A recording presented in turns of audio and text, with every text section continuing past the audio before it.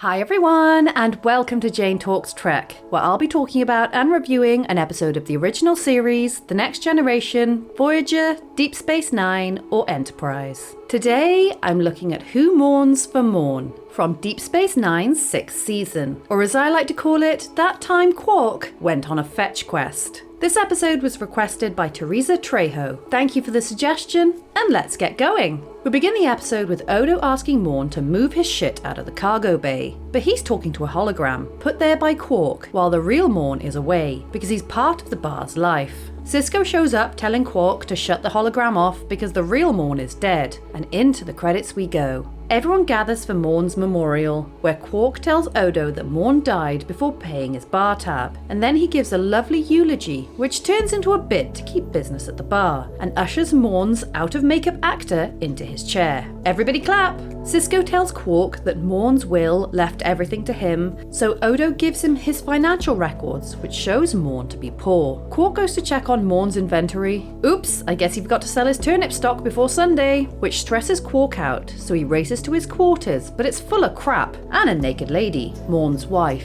who now apparently belongs to him, along with a retirement fund that's stashed away somewhere. Quark drains the mudbed looking for the loot, but doesn't want to share it with L'Rell. However, she's pretty persuasive. Here, have a face full of boobs. Quark tells Dax he's looked everywhere for the treasure, but won't give up.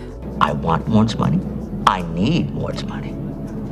I deserve Morn's money. And they both agree that L'Rell can't be trusted. Quark gets home to find two aliens in his quarters, and they claim that Morn owed them money and wants to collect. So Quark haggles with them and gets a painting over his head until he agrees to give them 50% of the treasure. The painting contains a USB stick with a potential location of the treasure, so Quark flips us the bird and does a little happy dance. Morn, wherever you are, I love you! But Odo says he has to open the storage box in front of him. The teeny tiny storage box. The box contains a shiny brick with bank details on where to find the others. So he goes off to collect, only to run into L'Rell, who of course steals the brick. And then Quark is grabbed by the brothers, who apologize for breaking the painting and vaguely threaten him. He goes to his quarters to contact the bank, only to be held at gunpoint by this guy, who I know from The Mentalist. And he's here to arrest Quark for trying to acquire the fortune, which belongs to the royal family, seeing as Morn was a prince. Morn was a prince? Quark mentions L'Rell, which complicates things, so the guy offers a deal. Help apprehend her and Quark will be rewarded, and they come to an agreement. The plan is for Quark to contact the bank and get the treasure delivered to the station, and then profit? Who knows? But Quark finds L'Rell lurking about, who says the brothers are following her, so they hide as the pair break in. So Quark tells them that the fortune is coming, and then someone else breaks in. It's the guy, Hayne. But surprise, all four of them are working together to get the loot. In fact, they stole it heist style previously with their accomplice Morn, who double-crossed them all and ran off with it. The gang plan to split the bars 4 ways, but they need to dispose of Quark first. However, his thumbprint is needed to accept delivery, so short of cutting his thumb off, they agree to a 5-way split. Deciding to stick together until the delivery, the gang all go to the bar, where they're surprised to learn that no one killed Morn. His death was an accident. Oh, hey Odo! Quark swiftly gets rid of him. The next day, the delivery arrives, and when Quark opens it, everyone turns on each other, resulting in a big firefight. So Quark makes like Scrooge McDuck and dives in with the treasure. Odo breaks up the party and rescues Quark, who discovers the bricks are fake and has a freak out, until Morn walks in, having faked his own death in order to get the rest of the heist gang off his back.